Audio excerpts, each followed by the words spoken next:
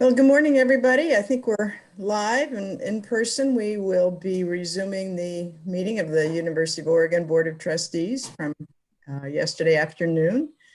Unfortunately, Chuck Lillis has had something come up, so I'll get to chair today. It's a full morning. We've got two action items for which Angela will do a roll call vote so that it's well recorded that who's here and how you are voting. We will then, I just realized I've coined a really bad pun. We will log off and then we will resume at 11:30. Sorry about that. Ooh.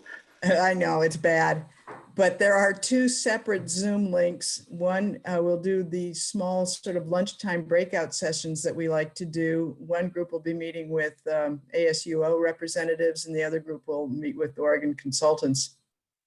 If you have questions about your link, please check in with Jennifer or Angela.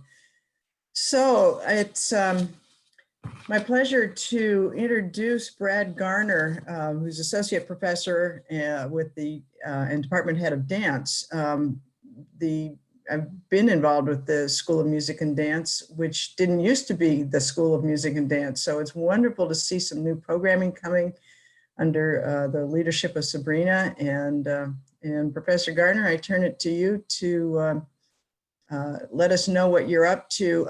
Also, just for the new board members, when we have a new program approval, we've organized the schedule of that so that it's gone through all of the university internal hoops, and we're sort of the last blessing before it goes on to HEC for state level approval. So, Professor Garner, for you. Good morning. Can you all hear me? Thumbs up. Okay, fantastic. Nice to see you all, and thank you for the invitation to present today. Just a bit of context. Some people I've run into on campus and across the state are not aware that University of Oregon even has a dance department. So I start my presentation with a little history, actually, and I'll share my screen now.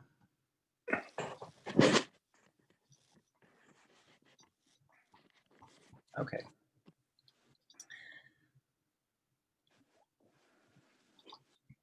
All right, so University of Oregon has had a dance department for over a century now. We were actually pioneers in a dance form called modern dance, which is now a worldwide phenomena professionally. And there were two pioneers who kind of set this off coming from this department, and it was really well known in the early 1920s, for example. The two people are Martha Hill, this person on the left, and she was a faculty at U of O in the dance department, and she went on to start college programs at Bennington, at Juilliard, and at Mills College, to name a few. And one of her students, who's this woman on the right, was named Bessie Schoenberg.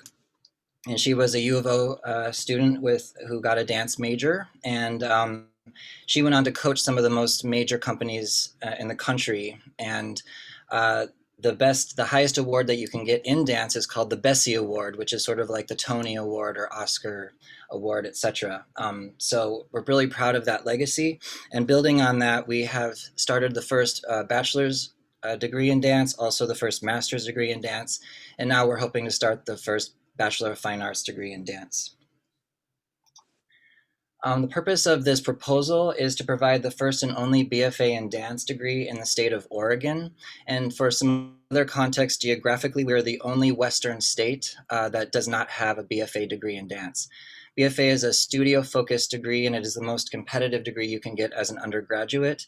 And we lose a lot of talent out of the state of Oregon because of this, because they'll go off to states like Washington, California, Utah, even Wyoming, Arizona, Nevada, all have BFA degrees. We are creating innovative design that others are already interested in, and I've been asked to share this design, but I've been so far unwilling until this is approved. But it is the first and only BFA in dance degree in the US with equal emphasis on dances of the African diaspora, such as jazz and hip hop and African dance, and those of European roots, such as modern, contemporary, and ballet. This comes about actually quite organically because we've had a modern program, as I said, for over a century. But for the last 30 years, we've also had an African program that's actually been more of a community-based program and never a requirement. This was something that you could do as an elective.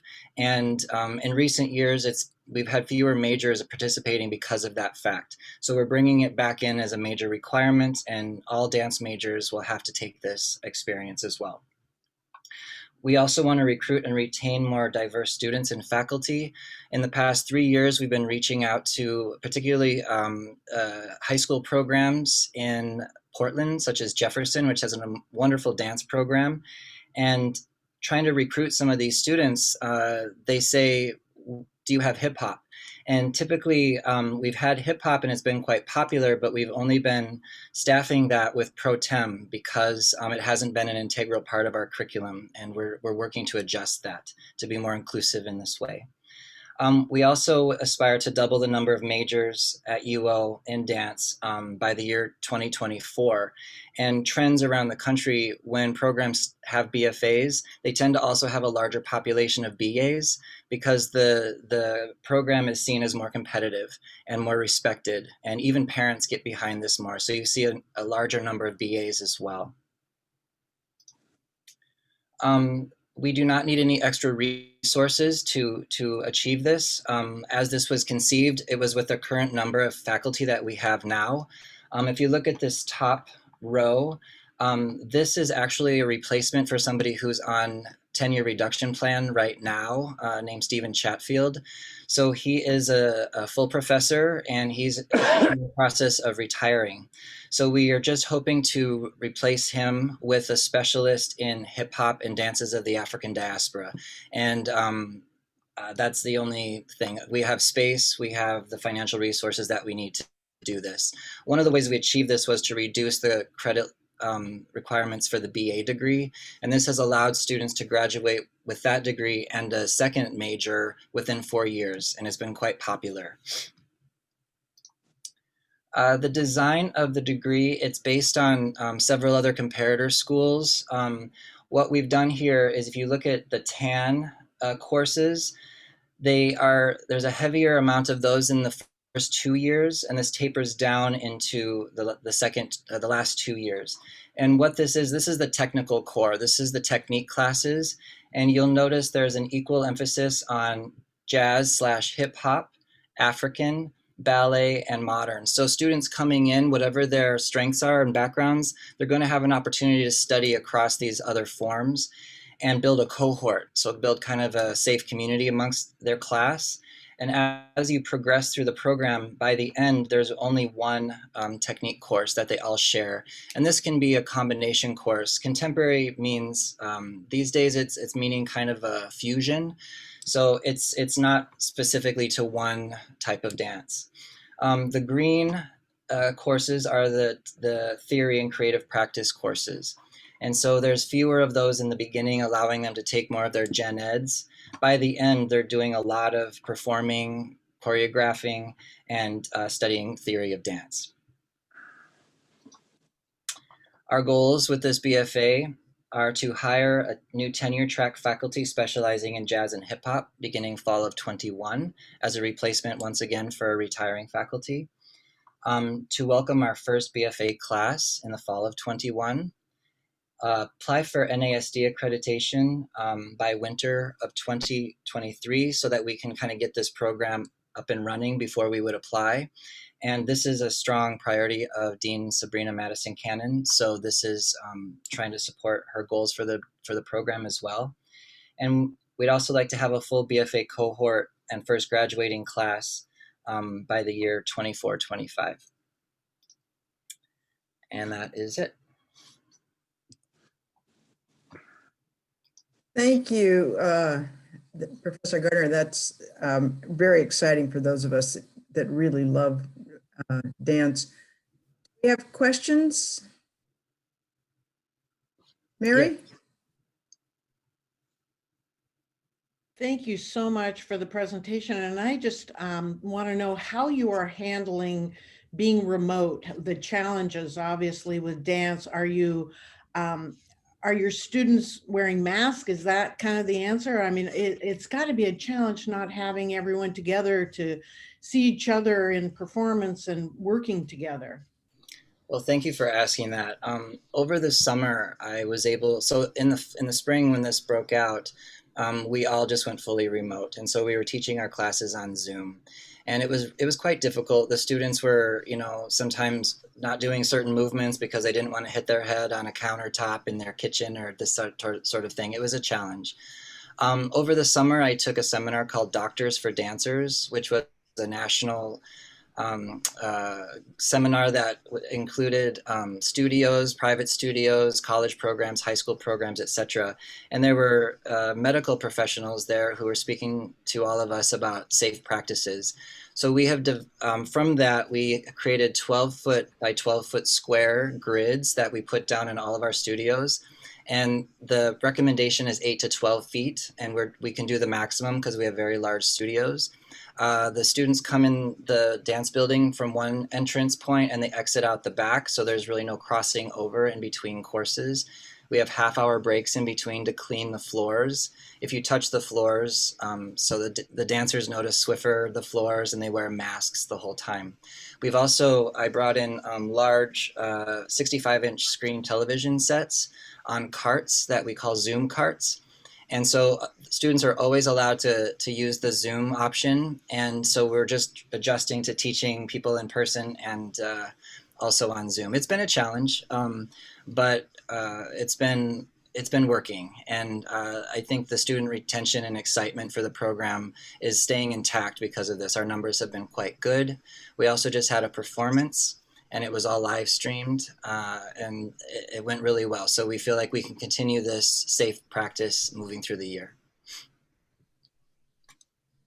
Other questions? I have a couple for you, Brad.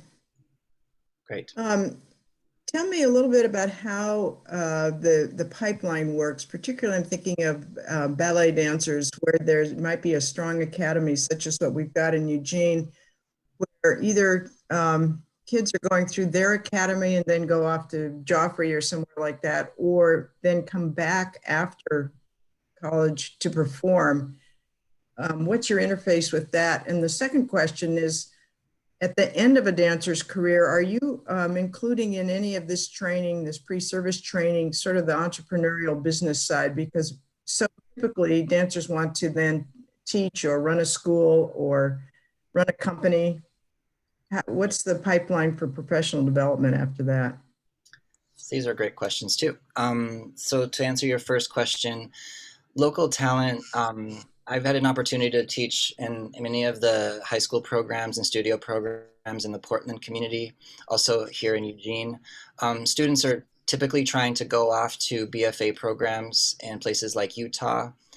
Utah, if you're a ballet dancer, which you brought up, Utah has a split focus and you can emphasize ballet.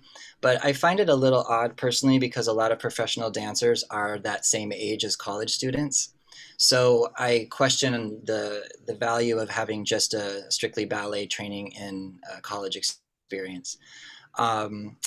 Again, a lot of students are going to Arizona or California to pursue BFA programs. Very few go back east. I think there's something about staying regional for that first stage. And concerning in the curriculum, I don't want to open my slides up again, but in the flow for the 4 years, we have a first year seminar for the full first year where students learn how to look at dance as research and look at how to adjust to college life and how to navigate and keep their bodies and minds healthy through the rigor of this process. And then in the final year, the senior year, there's a senior seminar where we deal with developing their portfolios, preparing for auditions, preparing for graduate school. And it's more of another transitional type of seminar that prepares them for life outside of graduation. When I teach that class, one of the things we deal with is communities. And so we look at communities in the US and across the world, and we look at like the venues that are there, the price of living. I zoom in people or FaceTime in people who live there and dance there, and they can share firsthand what it's like to live there. And the students have actually used those contacts as networking.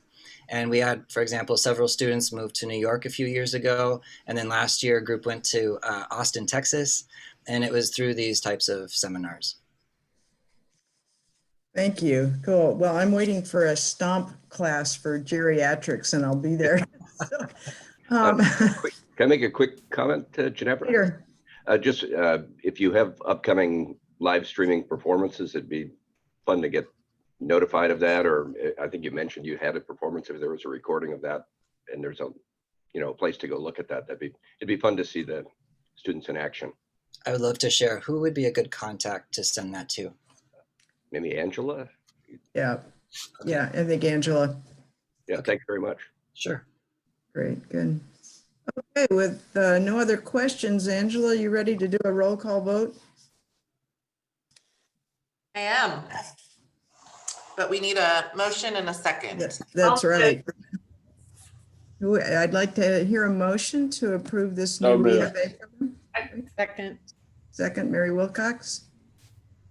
Okay, we'll just go alphabetically. You've been warned. We're going to do that for the next one too. Marcia Aaron, Yes. Peter Bragdon, Yes. Andrew Colas, Yes. Alan Ford, Yes. Joe Gagne, Yes. Elisa Horniker, Yes. Ross Carey, Yes. Laura Lee McIntyre, Yes. Jimmy Murray, Yes. Vice Chair Ralph, Yes. Connie Seeley, Yes. Mary Wilcox, Yes. Catherine Wishna. Yes. Motion carries. Terrific. Congratulations. Best to Sabrina. And that's very exciting. We look forward to hearing back in a year or two about what you've accomplished. Thank you so much. Terrific. Okay, we're ready to move on to an annual report from Mike Harwood, who gives us an always update on campus facilities. This has been an important piece of trustee management of facilities. Sometimes we have really exciting projects to look over, and others there's exciting things like deferred maintenance, but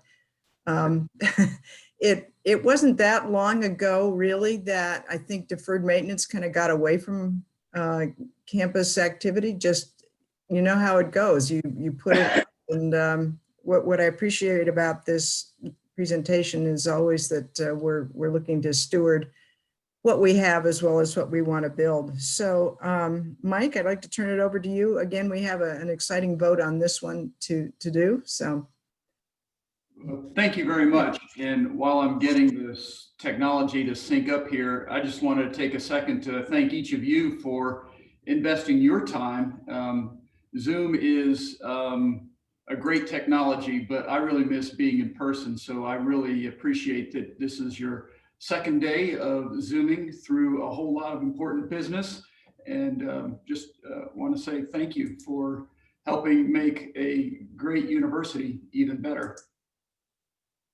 So let's see if the screen is visible now. Yes. Awesome, terrific. Well, before I get started in the capital plan, we do have one business to speak to first, and that is the Zebra International Resource Center, or we call it ZIRC. I have both Cass Mosley and Monty Westerfield joining in case there's some questions that I cannot answer. But as you know from the packet that you've received, this is a project that is largely funded with two NIH grants, some additional funds, about $550,000 from the research office required in match.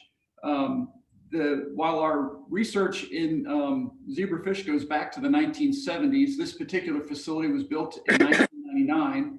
So a lot of the aquaculture equipment is nearing the end of its useful life. So we're replacing that equipment. We're expanding the footprint. We're doing it in a phased way to try to minimize the disruption to the ongoing operations, which is a very critical piece of our research portfolio. So that is the very fast, high overview of the ZIRC facility, and would entertain any questions prior to a motion of approval.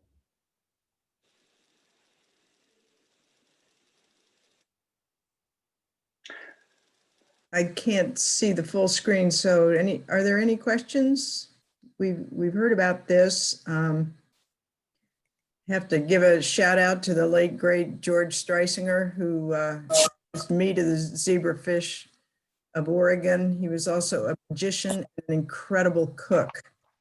So I expect all of the faculty of this facility to follow in those footsteps. See no questions. May I hear a motion to approve the ZERC? I'll move it. Second. Trust? Joe, second. Angela?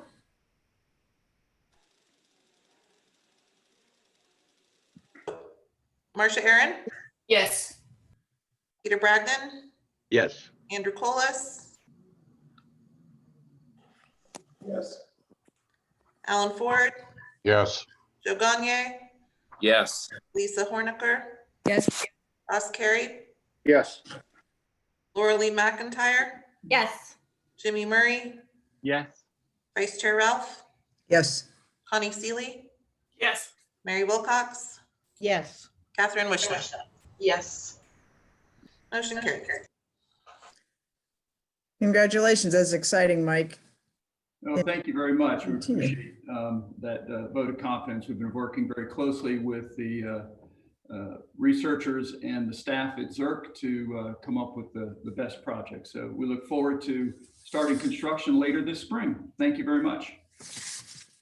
Now returning to our regularly scheduled program, the 10-year capital plan. The first slide, I've taken a couple of slides out of the packet that you have, so there shouldn't be anything that you will see on the screen here that isn't already in your advance mailing. This is a tool that we use to just demonstrate what we've seen over historical trends. These are all projects that have been bid in the last 10 years or so. It's a little bit hard to read on the screen probably, but in your packet, you hopefully were able to zoom up to the top line here that shows what we've been experiencing as the annual inflation or escalation rates. And what's significant, one of the probably few silver linings of COVID is that we've seen our inflation decelerate quite a bit to only 1.75% for 2020. Contrast that with the previous 6 years, it was almost 39% increase from 2014 until last year. So that's a significant acceleration, created all sorts of issues that you've heard about in previous meetings, but we're not sure yet what 2021 will bring. I suspect that as the economy does continue to recover, we might see some upward pressure once again. But I'll pause just in case there are any questions on this particular document before going to the next one.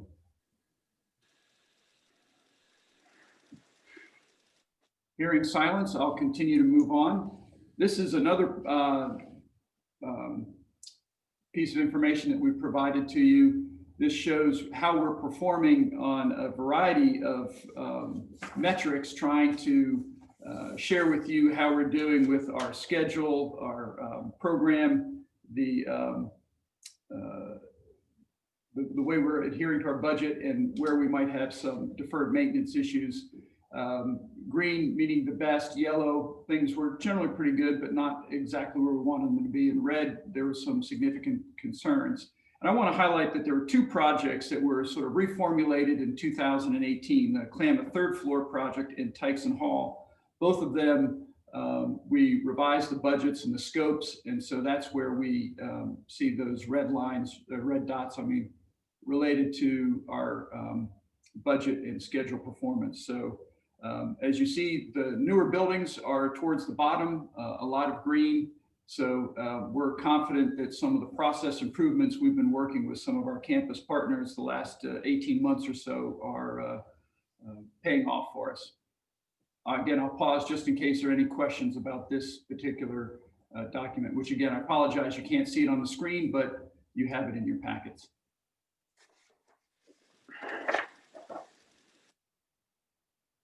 Again, taking silence as no questions, I'll keep moving on in the interest of time. One of the things I thought we'd just highlight is just to remind each of you the projects that we've completed recently, Night Campus, which had its virtual ribbon cutting on Wednesday, the Lily Reynolds Parker Black Cultural Center, Hayward Field this summer, the University Health Services, we had an addition and renovation of that building. The Klamath third floor put a lot of this stainless steel that you see on the roof of Klamath Hall, and then of course Tykeson Hall, which has turned out to be a tremendous asset for our students. So those projects are no longer on this larger capital development project. There are 2 projects on here we've listed as not having yet been approved. That's no longer correct for the Zebrafish expansion that just received your approval. The Eustis Hall deferred maintenance project that has been funded by the legislature. We will be coming to you probably in the summer to get approval of that project scope and budget. We're in the beginning stages of identifying some surge space for the researchers and for the classes that are taught on the first floor. And so we will be in better shape in the summer to present the entire scope and budget for the project. A couple other changes just to highlight that are different from the last time folks saw this was we've moved the classroom building down from projects and planning to a potential future project. That's the one you see with the dashed line between the 2 bars right in here. This is reflecting a pause as we heard in yesterday's presentation about our enrollment targets. There's not a need for this building like we thought 2 years ago. And so we're keeping it on the list, but recognizing that when it does come back, we'll probably reevaluate exactly what is the scope and scale of that project. Mike, is the parking structure beyond the Night Campus completed? Yes, that is, it is about to be. I was hoping it would be done by the time of our meeting today, but it should be done at the end of this month. Okay, thanks. We're working on final site plans and getting the elevator going. And I should mention that I also have with me for this part of the presentation, Steve Mattel, who's our Director of Sustainability. I'll get into that in just a moment. And Darren Deely, who's our Director of Design and Construction, who functioned as our project manager, owner's representative for that project, and was largely responsible for all of the success we had on the design and construction side. So one of the other things I wanted to mention that you may not notice from looking at this particular chart, but in the past, talking about deferred maintenance, we had been using a lot of our own resources to renovate buildings like Straub, Fenton, some others that we were not relying on the state to get the resources to retire some of those deferred maintenance issues. We've largely tapped those funds, and so this reflects looking in the out years, our deferred maintenance projects are being dependent upon state resources. They came through and funded the Eustis project, which is great. And we have our next project, which we call the Campus Heritage Project. That's University Hall and Villard Halls. That's in the governor's budget, and our fingers are crossed that it makes it through the legislative process such that in May or June, we would see that project also being funded. So that's a significant shift in focus for us as we deal with our deferred maintenance. Again, I'll pause if there are any questions that I can answer.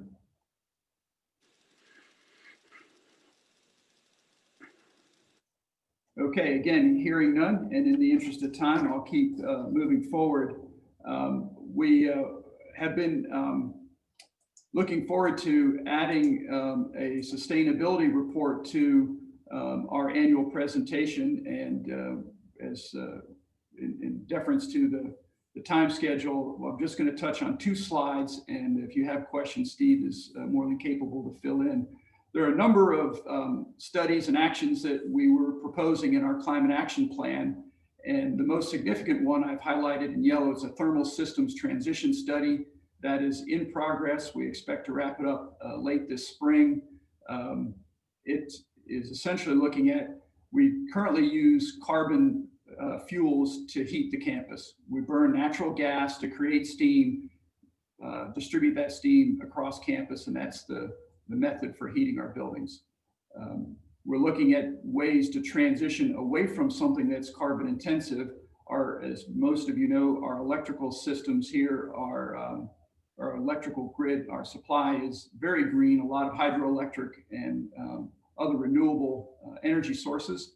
So we're looking at what is it going to cost in order to make some of these transitions, and what's an implementation plan that we can put a schedule to. So we're in the middle of identifying about a half dozen options, possibilities, and we're going to be looking at what the incremental cost would be, also measuring against the baseline. If we were to continue operating as we do, what would that look like, both in terms of future investments that we need to make and our carbon footprint, and then how do we make improvements on both of those measures.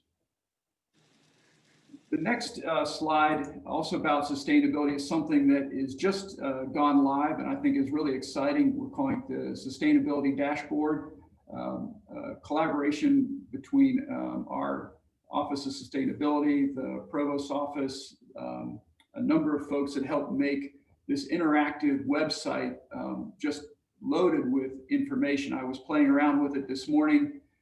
It has got all sorts of great data that you can then customize. You can look at larger or smaller timescales. There's a lot of really great information. And so we're continuing to build on that in partnership with the Provost's Office, adding academics. It's largely focused, our piece is the operations, but you can see across the top that we'll have academics, engagement, operations, and then planning administration. Not all of those tabs are completed, but it's a great effort, and really excited that we have that ability.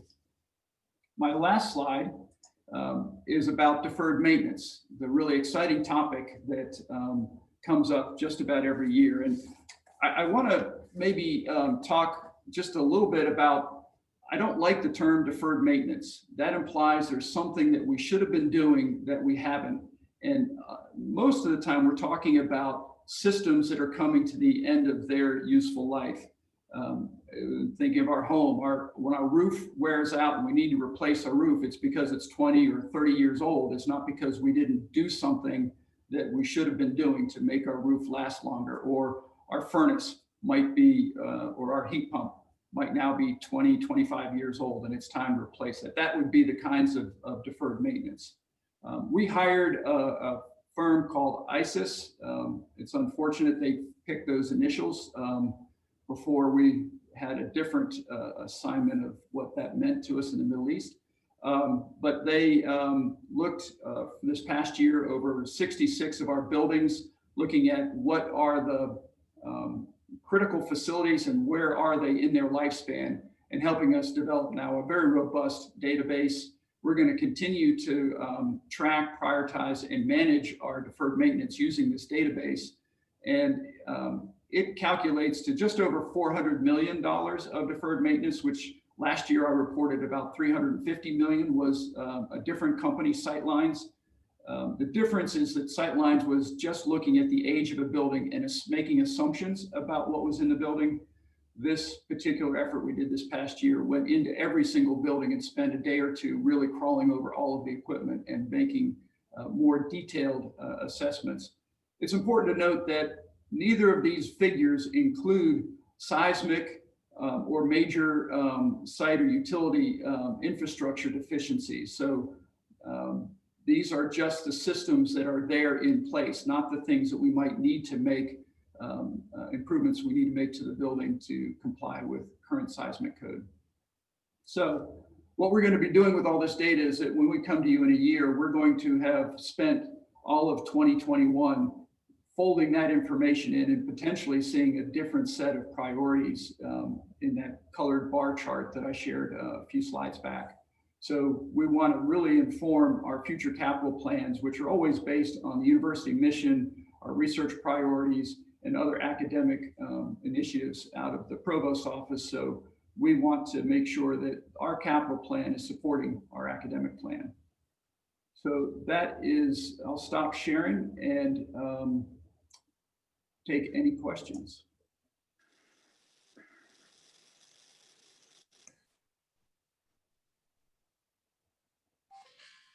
Mike? Yeah. Me? Yes. Okay, so two things. Mike, on the deferred maintenance, are there benchmarks for how we stand compared to other higher educational institutions? I mean, obviously, if you go to any university or any public institution at all, you're going to see significant quote unquote deferred maintenance. But it's hard to know whether are we more or less than what you see elsewhere? That's a great question. It is difficult to get apple to apple comparisons. That is one of the advantages of the Sightlines approach, is that they do give us now benchmarking against both our peer set as well as our Pac-12s that are also using their services. And I will say that in general, we are lagging behind our peers nationally, but within the Pac-12, we're slightly better. And it's largely because in the last 5 years, and I think those of you that have been on the board that long have seen a number of projects come through where we've been reinvesting in existing facilities. Some of those have been very messy and very challenging, but that has helped us to chip away at our deferred maintenance. As I said a few moments ago, those resources are largely tapped out. So we're going to be dependent on the state to help us continue to renew our facilities. But the short answer is, I think we're doing about average, just below average nationally, but in the Pac-12, we're actually doing above our peers. So one more comment on deferred maintenance. So I don't hold back on my criticism of the state of Oregon in terms of its funding of the universities. One bright spot is we have gotten quite a bit of money from the state, both for deferred maintenance, but also for, I mean, you could think of, I guess, some of the buildings that they provided, like Klamath and now Eustis, as deferred maintenance projects, and hopefully, Villard and University Hall. And that's not necessarily typical of every university. Certainly, it's not typical of the University of California system, which apparently is doing nothing at the moment in terms of providing capital to the campuses. And so that's a positive. So I just want to be fair to the state where fairness is appropriate. Also, one thing while I have the yellow box is, we yesterday and the day before, we were celebrating the night campus and how wonderful the building is, and one that you were not on that call, and I just want to give you, Darren, and all of your folks just amazing praise. You did a great job with that. I remember when we got the gift, some trustees sat down with me and very clearly said, "Are we up to it?" And with a lot of doubt in their minds. I think, Ginevra, you were part of that group. Were we able to pull it off? And as you could see from the video, and getting it done on time and very close to budget, and the magnificence of the building, you did a great job. And I know, I'm sure if Bob were on, he would say that. And I know Patrick's on, and he has his own views, which I think are very consistent with mine. So I just wanted to thank you. And Darren, wherever you are in these squares, you're not showing up right now, but you get a lot of credit too. There you are. Thank you.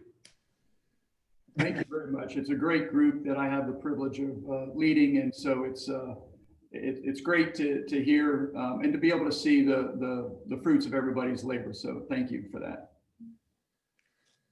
I think Joe Gagne had a question, and then Mary. Thank you. Follow-up question to Mike's.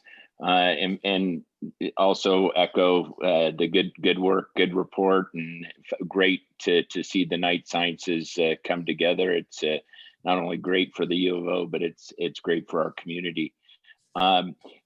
In reference to the deferred maintenance and just the two reports that you mentioned and the differential, my recollection is when we started as a board, it was a much smaller number. And again, not sure how we measured that or tracked that in times past at the U of O or at HEC, but it would be nice to go back and maybe have an understanding of where we've been, at least from the time that we've been aboard, and maybe the different measurements.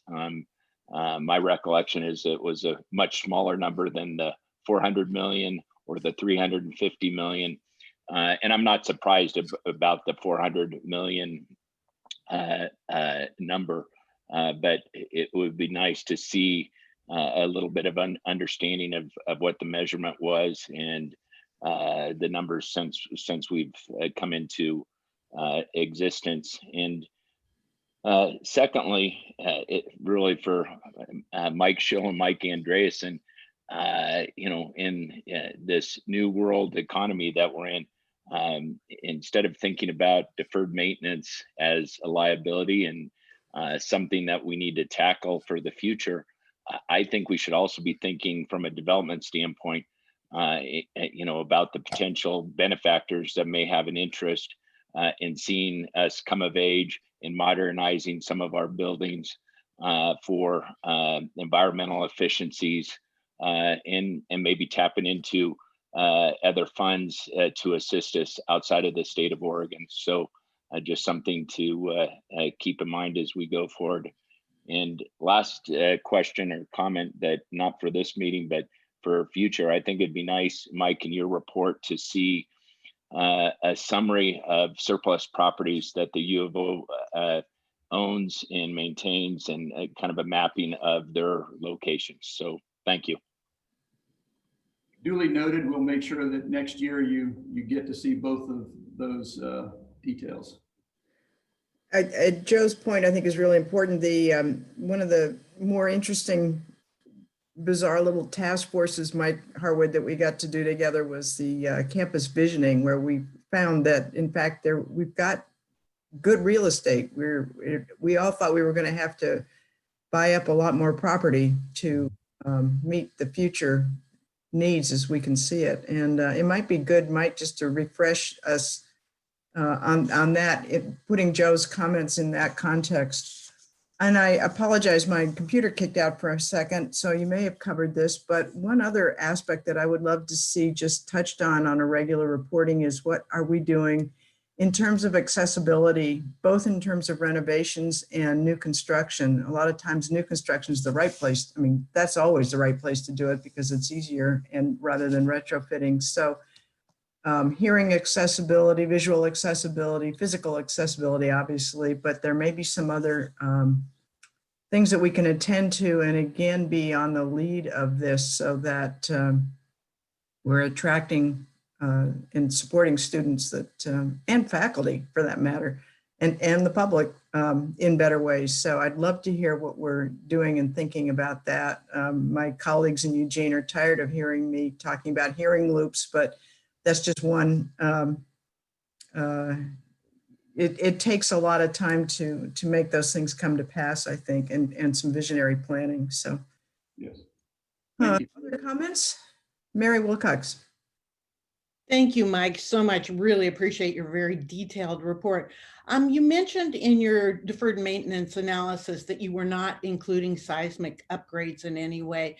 Do you have a separate analysis of that at some point you could give us? I know it's probably more than overwhelming for us to hear those numbers, but I would love to know at some point where our buildings are with respect to meeting the seismic criteria. How many are not, how many are, so to speak, but also just how overwhelming that number actually could be, would be my guess, but just to kind of get a sense for what that would involve. Sure.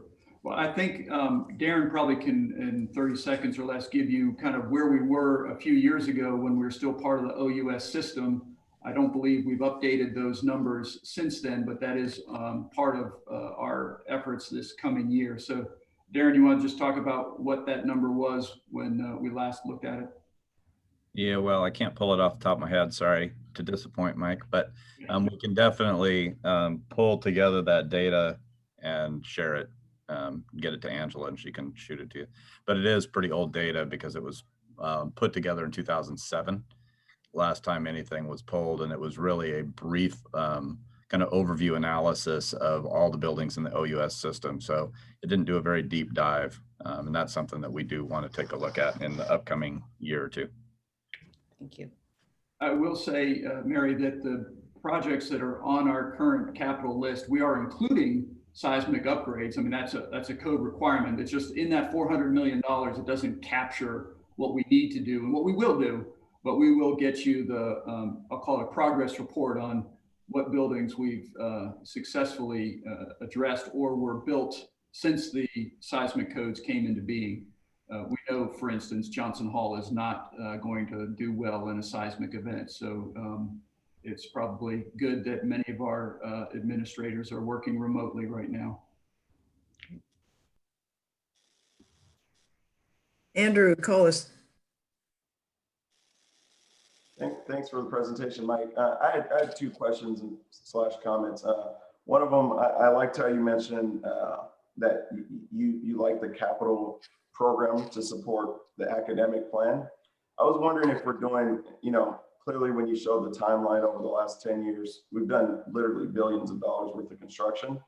I was wondering if when you're putting out these procurements, specifically for the prime contractor selection, if in those procurements, you're requesting or asking whoever your contractors are, be it the architects, the engineers, and the general contractors, how they engage our students. So specifically our architectural program. We have a great architectural program.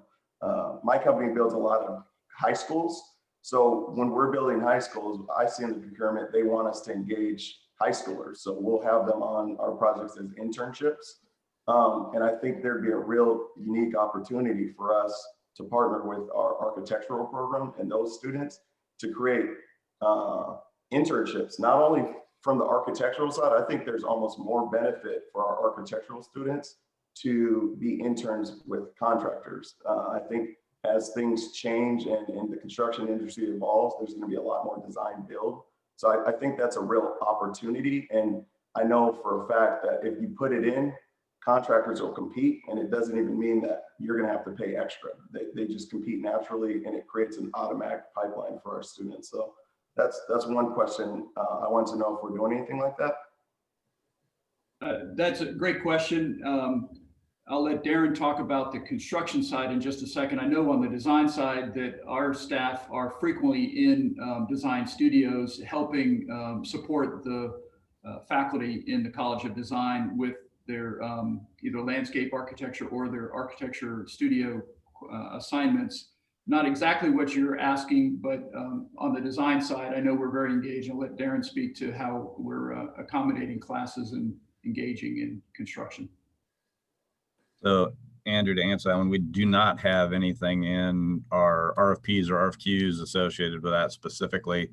We do have a number of the contractors that work on our jobs pretty frequently, especially on the larger projects that do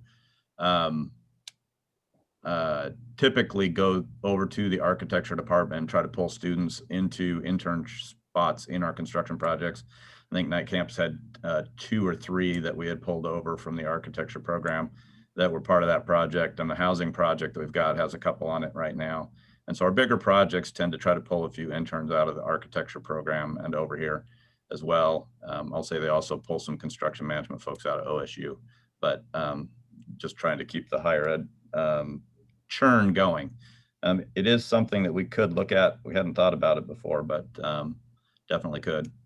Yeah, that's great. And then the second question comment is just the tracking. I like the dashboards that you presented. I think it's important that we track the BIPOC business participation, so Black, Indigenous, and people of color, on an annual basis, just to see what percentage we're hitting. President Schill talked about the state, actually. That's the one area they've invested in our capital projects. I know they have goals as far as participation. I'm guessing that we're not, hitting the higher threshold of those goals. And I think there's a real opportunity through, it's again, billions of dollars. If we look at the backlog of work, I'd surmise that we have another $1 billion in the next 5 to 10 years, if not 2. If you just look at 5% of that, going to BIPOC businesses, you're talking about sustaining huge communities. And that's something that we need to look at. But if we're not tracking it, we're not going to be able to look at where we are baseline wise. And I know we're tracking sustainability. I like the sustainability dashboard. The part that was missing from that is sustainability has 3 pillars: environmental, social, and economic. The social and economic piece tie right back into the tracking of the BIPOC businesses. And I think we need to do a better job at that. Lastly, I regularly, people from my company regularly participate in organizations like NAMAC Oregon, the National Association of Minority Contractors. And we regularly see Portland State present any projects that they're going to be building. I think that organization has over 95 BIPOC registered businesses. So at least they're in the know. And I don't remember ever seeing University of Oregon do that. So I think we need to really invest in enhancing that program, and the baseline of it, we have to track it. If we're not tracking it, we don't know where we are, and we're not going to have. Absolutely. Great comments. We are tracking that now. And I think we have done in the past some presentations to folks to broaden access, but we can always do more, and share your desire that we continue to engage all parts of our community in our projects. As an institution of higher education, I think that's really incumbent upon us to show leadership in that way. Andrew, if I can jump in, this is Jamie. Sorry to jump in here, but I That's do great. want to. And if you could just make that tracking of at the board too. Sorry, I'm not sure if I lost Andrew there. So we are tracking that data on both the construction side as well as the purchasing side. But it would be great. I know we got a recent round of that data out to the board and some of the activities that we're doing, but if there are specific ways that you want to help us to figure out how to better track it, or if you're talking about making it more visible to the public, I think those are all improvements we probably could make. But it'd be terrific, if you have additional feedback that we can think about, because this is certainly something that's very important and that we've been trying to focus on recently, both on the construction side as well as the purchasing side, where we purchase tens of millions of dollars of goods, and trying to figure out how we can make sure that we've got participation from a really broad group of businesses that represent different people.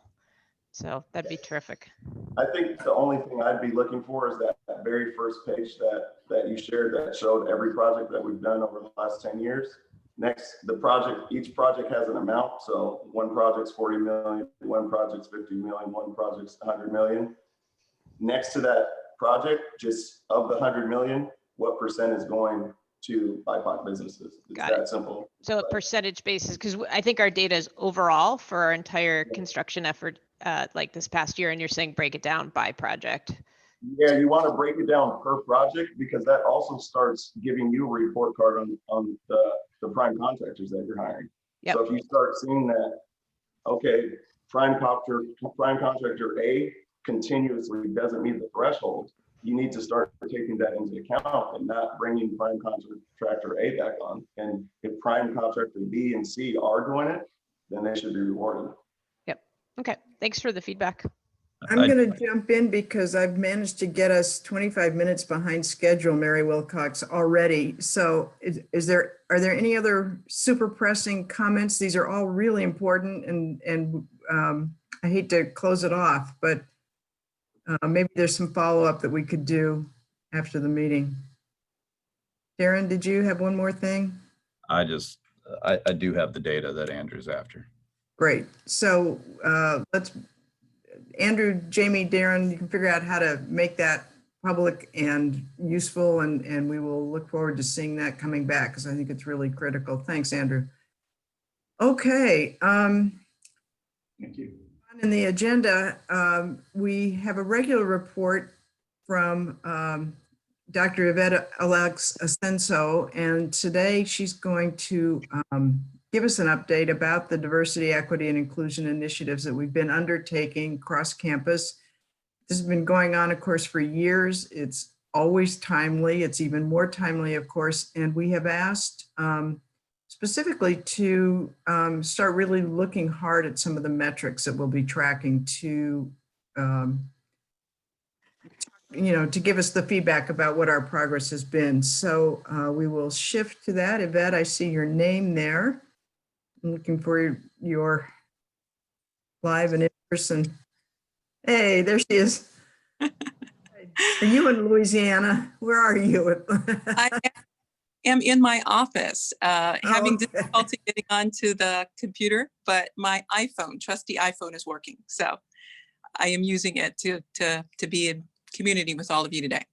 Great. Well, I'll turn it over to you. All right. Thank you so much. So since we have 15 minutes and we want to make sure we make good use of time, I am going to read my comments and then make sure that we have enough time for questions and discussion. All right. So good morning, honorable trustees. Thank you for your leadership and support.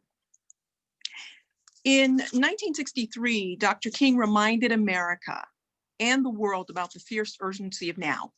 Those words are especially relevant in higher education, where boards of trustees and university presidents are now eager for the urgent and positive action.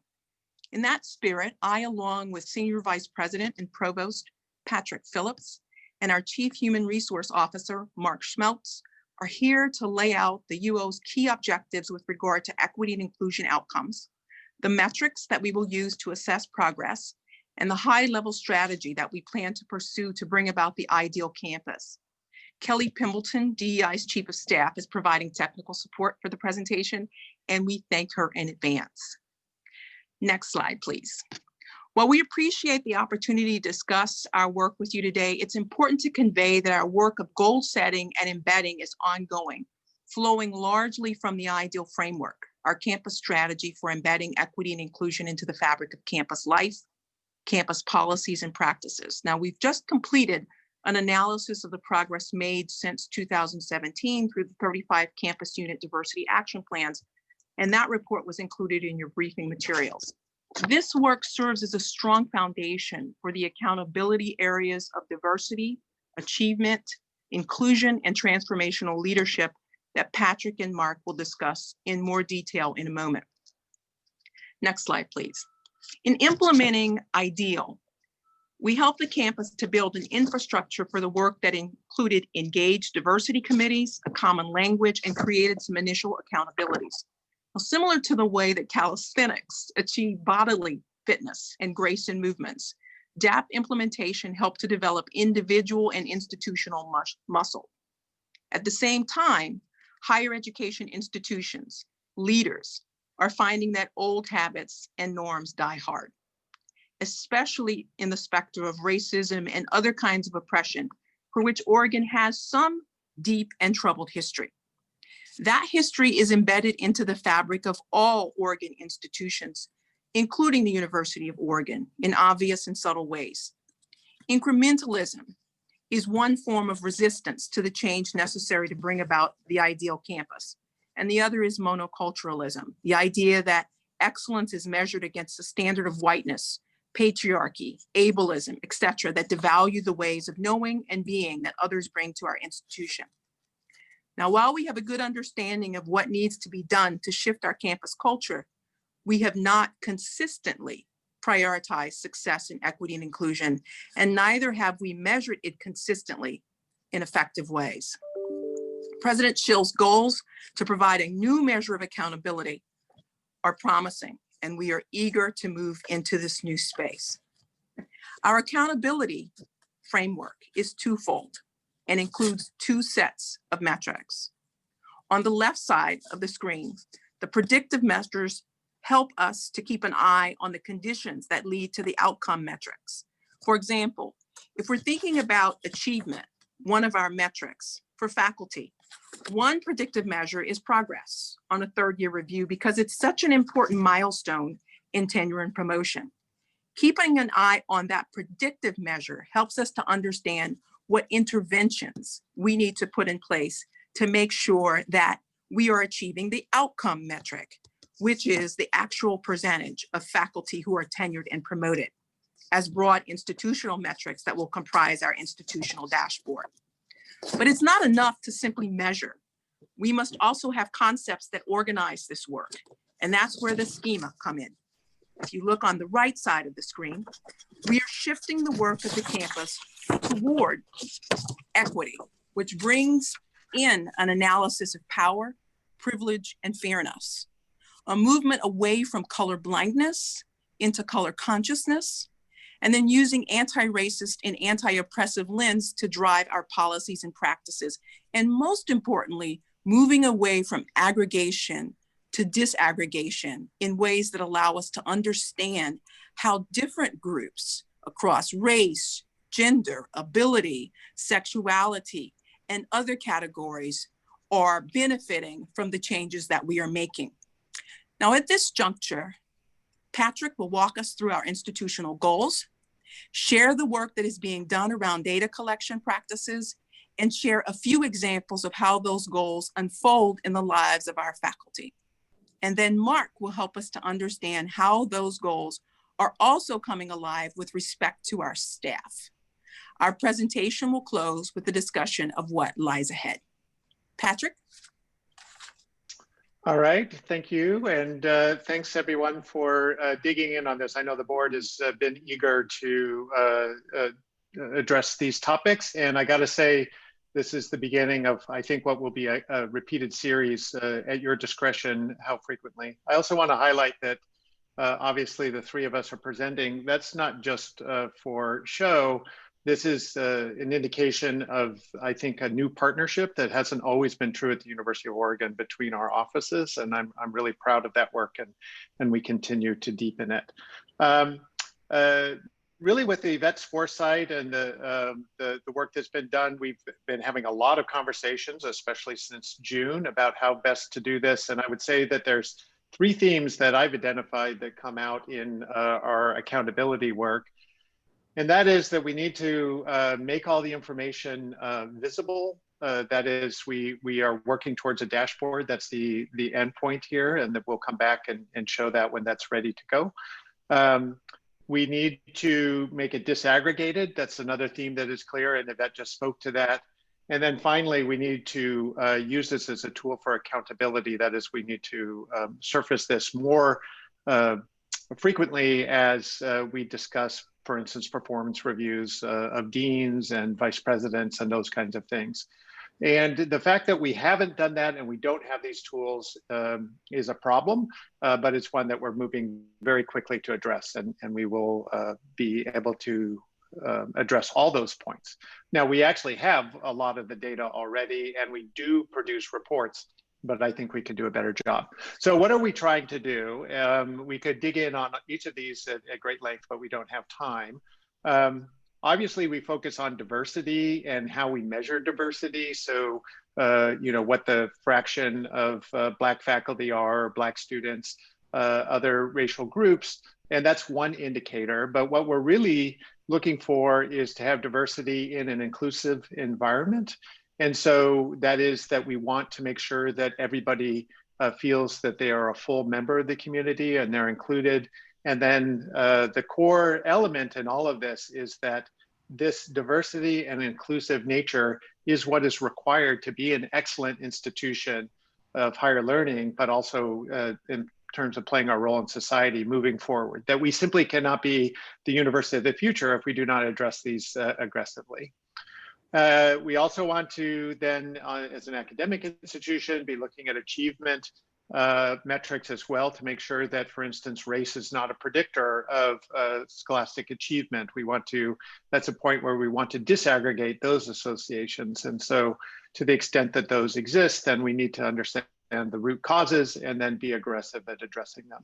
And then finally, we need to make sure that we continue to do our work at the leadership level. And by leadership, that is actually everybody's work every day. That can be a faculty member, it can be the president, everybody to work on that. And I think you heard very clearly from Elliot Berkman yesterday about the Senate has leaned into this work. And my office, for instance, and Yvette, we just met with Elliot, I think yesterday, to understand how we can work better together across all the different functional parts of the institution. All right, moving forward, just a quick, if I can have the next slide. As we start building these metrics, we want to understand, for instance, if we want to focus, say, on faculty, what our pool of potential diversity can look like, and then what our actual diversity look like. And Roger Thompson actually spoke to this fairly clearly in terms of our student makeup. If we can move on to the next slide.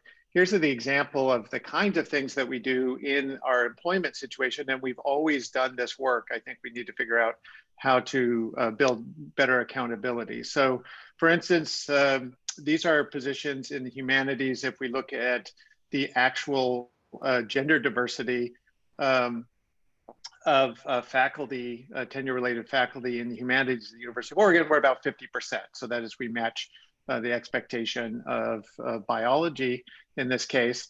But the availability of PhDs in the humanities is actually has more women than men. And so we're kind of underperforming in terms of that element. On the minority side of things, the availability of PhDs in the humanities is close to 20%, and we have close to 24% tenure-related faculty. So that might say, oh, wow, we're doing great. But this is where disaggregation becomes very important, because we do relatively well, especially with Asian faculty, a little bit better with, as we'll see in a second, with Latinx faculty, but we are underperforming with regards to Black and Native faculty.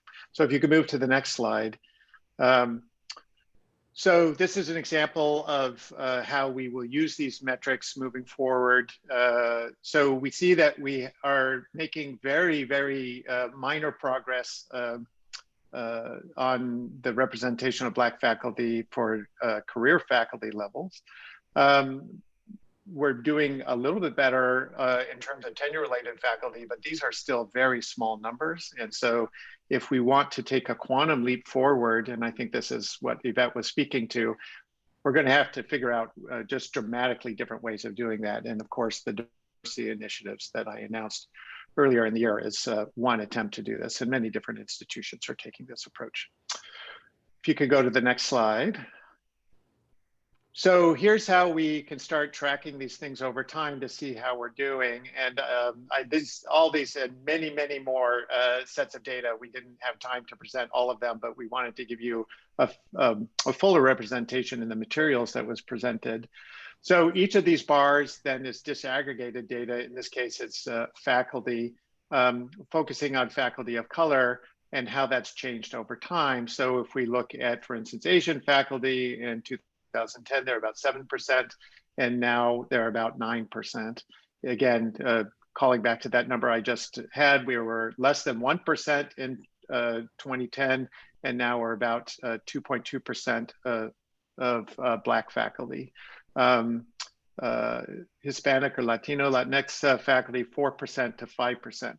So we are making some strides, but they're, and actually as a percentage basis of those earlier numbers, it's actually a fairly large percent if you want to look at a 2- or 3-fold increase. It's just as a percent of the total, it's still very low.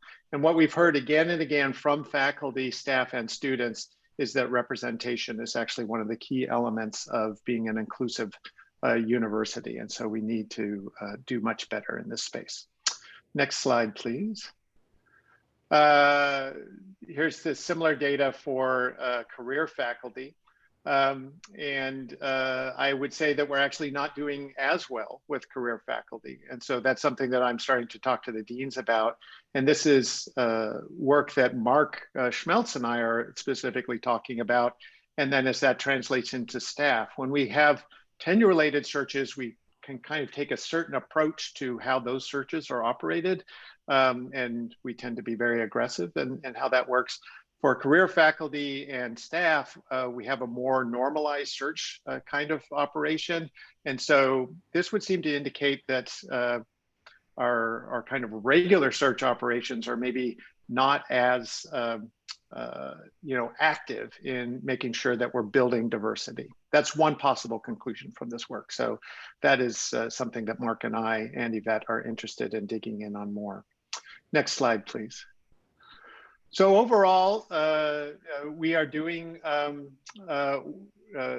not perfectly, but we are increasing diversity across these levels. And if you look, for instance, in our staff, which I can leave to Mark to talk more about, in terms of Latinx staff, we have large increases. And in OAs, say in Black and African American OAs, there's been substantial increases. But again, these are starting from very low numbers. So in terms of actual percentages of our faculty and staff, the numbers are still quite low. So there's a lot of work to be done here. So we do not celebrate these things. Instead, they're indications of that we are making some progress, but we need to do more. And the next thing that we will start, thanks. So here's some example among students, and Roger obviously focused on this, and this is a continuing story. Latinx students are increasing. Actually, if you look at the demography of Oregon, I am very interested in making sure that we are as supportive as possible for these students, because this is the future of the West Coast. I think we all recognize. And we've talked a lot about international students. They play a very important role in creating the cultural diversity that we have on campus, but there's a lot of external forces that are driving that. So where we plan to move in all of these spaces is very transparent dashboards at all levels that we'll be delivering to you, certainly hopefully within the next 6 months or so. Okay, I think that Mark is next. Can I, Patrick, this is Laura Lee. Can I ask a very quick question before we move to Mark? Yeah. Can you talked about some of our hiring practices and how we've increased our underrepresented racial and ethnic minority groups, faculty, staff, students. Can you talk a little bit either now or at a future meeting about how we're doing with retaining those faculty of color in particular? Yeah, thanks. That's an important question. I actually meant to say that as I was going through on recruiting. Retention is a huge challenge. And I think that, for instance, for our Black faculty, we've been having a lot of challenges over the last 2 or 3 years. And so we need to understand what that looks like. And again, the Provost Office and the Division of Equity and Inclusion are partnering together on what we're calling active retention. And that's being led by Charlotte Mills Gallagher in DEI.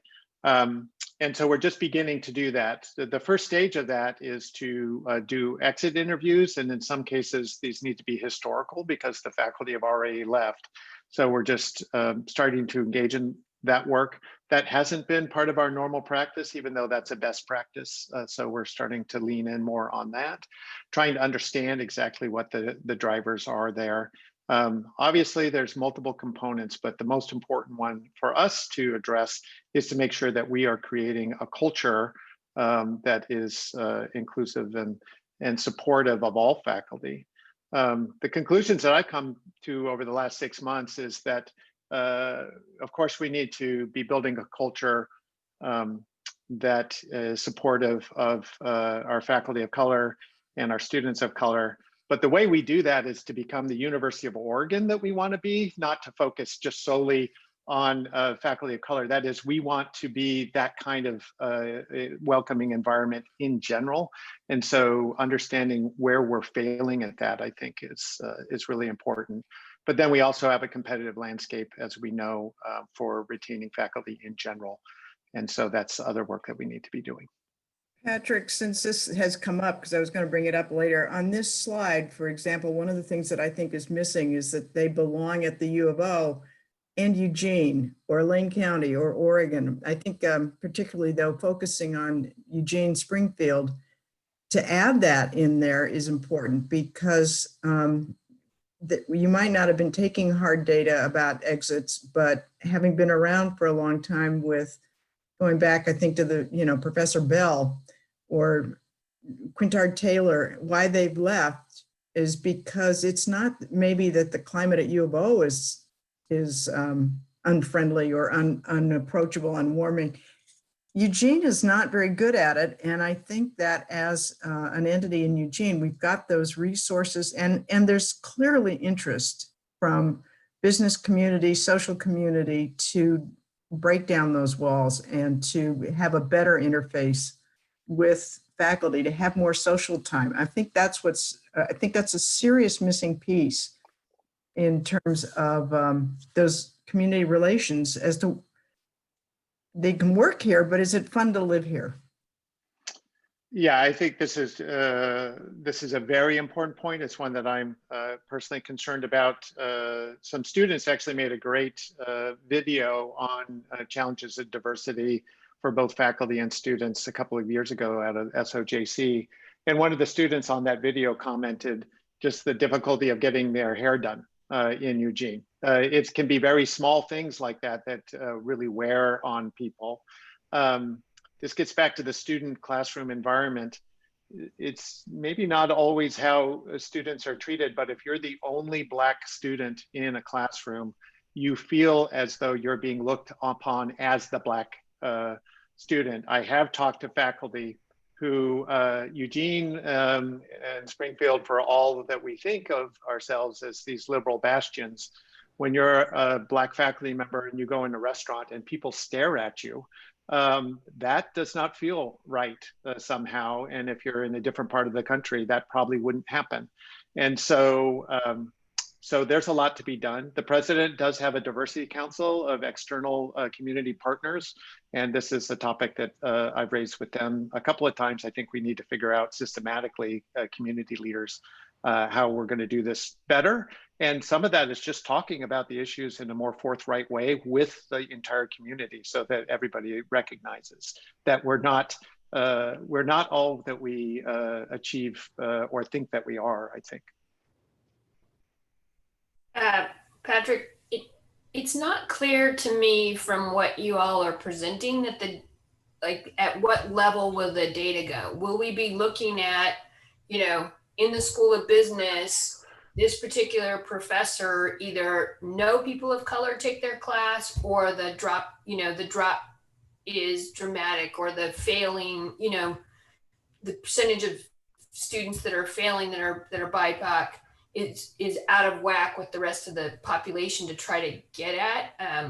Because if the data is kept up at this level, we won't ever get to the root cause, which tends to be at the ground level amongst the day-to-day interactions that happen that, you as the academic lead of the institution will have no idea is going on unless we've got really great data. Well, I think you're right. I think our first steps are, you're getting right to the student issues and the classroom issues, which we want to get to, but the dashboard is going to be focused on some of these elements first, just in terms of, I thought what you were going to say is, how many Black faculty we have in business, which currently is 0, for instance. But it's that level of disaggregation that we need, also just from accountability and practices. When we get to causation, then I think we do need to dig in at those levels. We wouldn't be reporting out at that level of detail for a variety of reasons, including the fact that you reach some thresholds where you have to be de-identified at an appropriate level. But I agree. So I think you saw Sungwoo Chu and Danica give a presentation on student success. We're looking at the opportunity gap specifically for students. And Sungwoo's great strength is in machine learning. And so that's part of the point, is that we have tons and tons of data. It's hard for us to go in and always have the right hypothesis, but the data hopefully will tell us what some of these drivers are, and then we can start pulling that information out. So that's the work that he will be engaging in on our behalf. And then hopefully we will see things like that. I don't, again, the numbers are so small that I don't think, just from a, not to wonk out, but from a power point of view, I don't think we're ever going to be able to address the question the way that you just phrased it, because I think that the stochastic noise is going to be too high. But that doesn't mean that we can't understand some of those things better. But for instance, if we see in one department that the numbers are out of whack, then we can start digging in to understand, is that driven by individual faculty? Is it something about that department? So on and so forth. Patrick, this is Connie. Jennifer, is it okay to jump in? You know, I would really, you know, and I appreciate it when you're looking at positions, whether it be faculty or staff, or reflecting on our students and comparing it to, market availability. But I really think to address some of the culture and community issues that you're talking about, that you just referenced, I think we got to think of market availability as kind of table stakes. Like, that's just the beginning. I mean, and I know that's hard. It's about flexing those muscles that, Yvette talked about earlier. But in terms of the long term of the institution, I think to get to where I think we all want to be, it means maybe aspiring to do more than that. No, I thank you for that question and comment, because of course I agree with you. I think, and maybe this goes to what Marcia was saying as well. So one can be an indicator of bias. So if we're not at least doing as well as the as our base expectation, then we might consider that we have actually a problem with bias, because we would expect to do at least as well as the general representation. From an aspirational institutional point of view, you are correct. We should be doing better than that, especially in this state. Because if we take the ground state, we will be underperforming for our aspiration. There's no question about that. And again, Roger spoke to this as well. We are recruiting from states and have students that are more diverse than Oregon already. And so we want to be successful. And from a public institution point of view, we want to be leading the way for the state of Oregon. That's part of our role. So we definitely want to be aspirational in that sense. Thank you.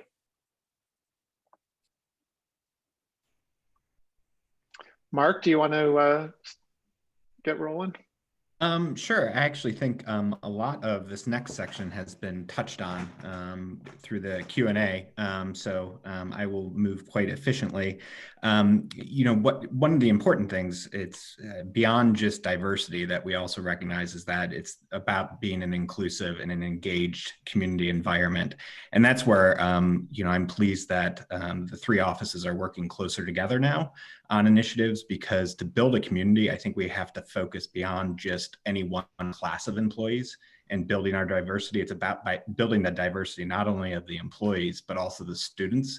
And therefore that translates out into the broader Eugene Springfield community, building that diversity and building the community. We have, if we could go to the next slide. We have a variety of predictive measures, some of which, particularly with our students, student life, and as you heard from Roger, they have a lot of data that we can use in terms of predictive measures of how our students are feeling in terms of being engaged, and how the environment is inclusive for them. We have some staff or employee metrics, certainly, that exist. As you can see there, we can measure bias and discrimination complaints in the adjudication. We can look at how many individuals are engaged in professional development around equity and anti-bias. And also, we can look at other activities we have to engage in various affinity groups and the like. What we don't have at this point, but we're working on, a common theme this year obviously has been, we would have done this, but the pandemic. So we were poised to launch a campus-wide climate survey. And then we did hit pause on that because of the focus on the pandemic, but we are looking at 2021 for the rollout of that sometime in the spring to measure the campus climate. And actually, I'm really looking forward to the results of that, because that will allow us then to focus our efforts more on where they will be meaningful in terms of changing the campus climate and changing that community and making it a more welcoming place for everyone. And if you could go to the next slide. Patrick certainly hit on this, and here's a representation of the data, why it's really important we take a look at the climate, not only with the climate survey, but that we focus more on making exit interviews and even stay interviews more routine of part of what we do, because you can look at, while we can, focus on hiring diversity, if we can't retain a diverse workforce, we're not going to make progress as a community or influence the greater Eugene Springfield community or the state of Oregon. So it's really important that we do measure not only the turnover data, but also, do frequent climate surveys and repeatedly check in on how we're doing. Are we actually influencing the turnover of our workforce by the efforts, or do we have to go back to the drawing board? So I'm really looking forward to having a dashboard that we can check in on whether we're being successful or whether we have to try something else.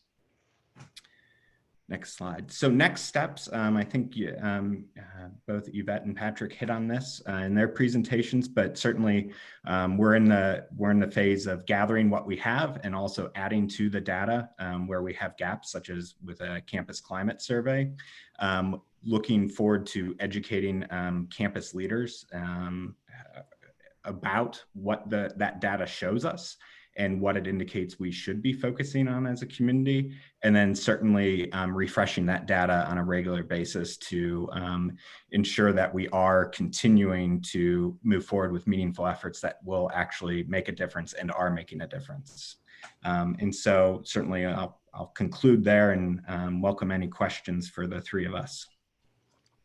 Mark, this is Laura Lee. I have a question about the survey and the employee groups. Are you planning on looking at the GE employee group as a separate category, or GE subsumed under all of the other employees? The reason why I ask is it seems like our graduate employees may experience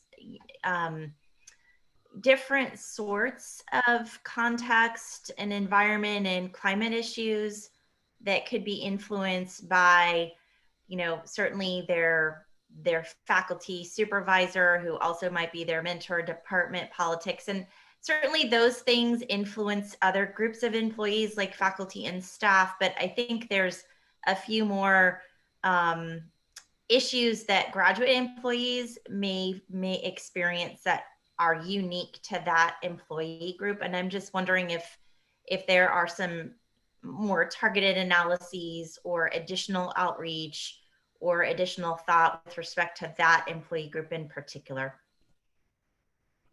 Sure. From my standpoint, I very much would be interested in seeing where each employee group is at. Our classified staff certainly have different dynamics than our officers of administration, than our graduate employees, which is, so I couldn't agree more that we do need to take a look at how we ask the questions to be able to sort by employee type and also look at the aggregate overall. And so we have engaged with an outside provider in terms of working with them to set up the survey. And so that's certainly something from a human resource standpoint that we're interested in with the final survey. And I'll also add that we have a small working group of folks from across campus that include members of the graduate school to help us to understand the kinds of issues that graduate student employees face. And because the survey will also allow us to identify individuals with their employee groups, as Mark said, we will be able to disaggregate and understand what factors are impacting what people across a variety of demographic characterizations. But thank you for that question. Yeah, it seems like the graduate students in general as a group, whether they, I don't know if they, what the percentage all do, you know, GE work, but it's a catch-22. If we don't produce graduates of color, there's not a pool to choose from. So I think that's a really key pipeline again to what we're trying to accomplish. Are there other questions, comments? Well, thank you, everybody. Yvette, great to see you. And everybody else, thank you so much for this work. And we look forward to seeing it. I know we will have a report on these metrics in a year, but I think that this group is so concerned about it that maybe there'd be ways that even if it's not a full presentation at board meetings, we seem to be having opportunities for more frequent discussions with campus. I know we'd love to hear from what you have to say, what you're accomplishing and working on. So thank you, Share it. Because I'm so far behind, well, I guess we're on time right now. Do we want a quick break right now? People need to, okay. How many minutes did we do yesterday? We did a good job. 3 minutes. Run.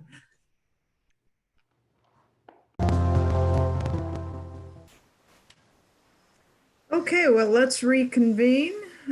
We have another exciting presentation to hear from. We love hearing what's going on campus, but this, I think this presentation is one that's just loaded with potential. So I don't want to steal any thunder or say anything out of turn. So Dr. Hollowell, I'm going to turn this over to you to talk about what we're doing with human physiology. Well, thank you. Thank you so much for this opportunity to talk about my home department, human physiology. With your wonderful introduction, I feel a little bit more pressure than I was expecting, so hopefully I'll deliver on that. Human physiology is celebrating this year our 100-year history, which goes back to the founding of the first school of physical education in the United States, which was here at the University of Oregon. Now, over this century, we've survived much and we've reinvented ourselves numerous times. In some of that history, well, in 1936, we constructed Esslinger Hall, which now houses our main office where we our interface with the student body. In 1982, we changed our name from physical education to physical education and human movement studies to start to focus more on the science side. And at that time, we were housed in what was the College of Health, Physical Education, and Recreation. Now, in 1990, Oregon passed Measure 5, and that drastically changed the landscape of higher education. There was significant loss of funding due to that measure, and it resulted in the closure of the College of Health, Physical Education, and Recreation. In the next year, the department changed its name to Exercise and Movement Science, and it was moved to the College of Arts and Sciences, and we've been there since that time. We've thoroughly reinvented ourselves over the last 2 decades, fundamentally shifting our mission on campus, and with that, we changed our name in 2004 to Human Physiology. Now, what's been consistent over this century is the value that we place on studying the human condition. This focus on the science of the human condition really captivates students. The major has seen staggering growth over the last 2 decades, rising from roughly 200 undergraduate majors about the time that I started here, and stabilizing at about 1,000 undergraduate majors. We're currently attracting undergraduates from all over the country because of the unique nature of the program that we've created. Students are drawn to the science of the human condition. They want science that connects to their everyday lives and with their career professions. This growth is largely being propelled by growth of healthcare professions across the country, the development of all the new allied health professions that support medical practice as we know it. But it's also been supported by our focus as a department on providing inclusive, engaging, and evidence-based teaching. We really work to make the large classroom feel small. And I think our students really get that and appreciate that. Now, to put this growth into context, to put things in perspective, we're now the third largest undergraduate program on campus and the second largest in the natural sciences. We have more than 5% of undergraduate students are human physiology majors, which means as you're walking across campus, 1 in every 20 students that you see out there is a human physiology major. What's really interesting about our majors is that while women are typically underrepresented in STEM fields, 64% of our graduating class are women. Where do our students want to go? What are they interested in? Well, human physiology now accounts for a significant percentage of UO students that are heading to medical school and other health professions. 85% of our majors identify some health-related profession as their career goal, whether that's traditional medical school, physical therapy, physician assistant, athletic training, nursing, really the whole gambit of allied health professions that have been developing over the last couple of decades. Those are the things that our students are interested in. Right. Now I want to share a video where we can hear from one of our recent students, Jonathan Friedman. My name is Jonathan Friedman, and I'm a human physiology major here at U of O. So right now, I work in the cardiopulmonary respiratory physiology lab. Basically, we study respiratory physiology, and we work with human subjects to study certain pathways in them. I think the most exciting thing is that you have this major that has anatomy sequence and a physiology sequence, and together, you get to learn about the structures of the body while also learning about what happens in the body with the two of them combined.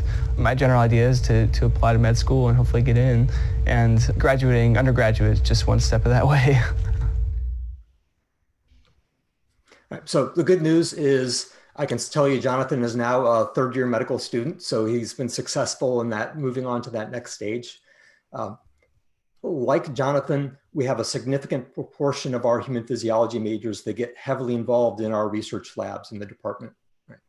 Now, our research spans a broad continuum, what we describe as going from benchtop to bedside. And what we're trying to do is translate information across these different levels. Right? We're a small department. We have only 13 tenure track faculty and 4 career instructors, but we really do cover a broad range of research. Right?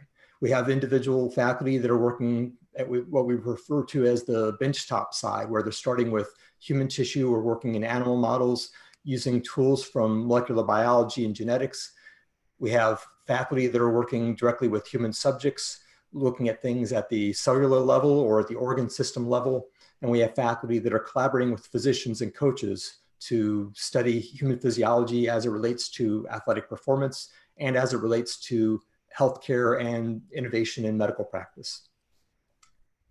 If we look at the sources of funding for our faculty, primarily, we're going to the National Institutes of Health for funding. And within the National Institutes of Health, it's National Heart, Lung, and Blood Institute, National Institute of Aging.